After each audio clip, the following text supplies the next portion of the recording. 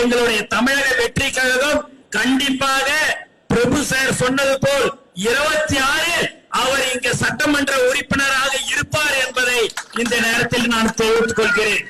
ஏன் இதையெல்லாம் சொல்கிறேன் என்று சொன்னால், எங்கள் தலைவர் தான் யார் எந்த தொகுதியில நிக்கணும் ஏதுன்றது எல்லாம் முடிவு பண்ண வேண்டியவர் அவர்தான் எங்கள் தலைவர் தான் எல்லாமே முடிவெடுப்பார், எல்லாமே செய்வார். ஆனால் இன்று என்னை மீறி ஒரு சந்தோஷம், அவர் இந்த காரைக்குடியில் நன்றாக சேவை செய்கிறார் என்பதை இந்த நேரத்தில் நான் மனதார தெரிவித்துக் கொள்கிறேன். டாக்டர் தானே, அவர் இன்னும் மைக்ல பெருசா பேசுவாரு நினைச்சேன். பார்த்தா பயங்கரமான கைத்தட்டங்களோட ரொம்ப நல்லா அருமையாக பேசினார்.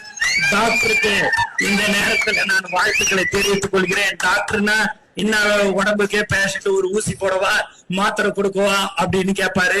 2 பேர்கிட்ட மட்டும்தான் கையெடுத்து கும்பிடுவோம், ஒன்னு கடவுள், ஒன்னு டாக்டர். அந்த டாக்டர் இன்னைக்கு நம்ம கூட இருக்கிறாரு.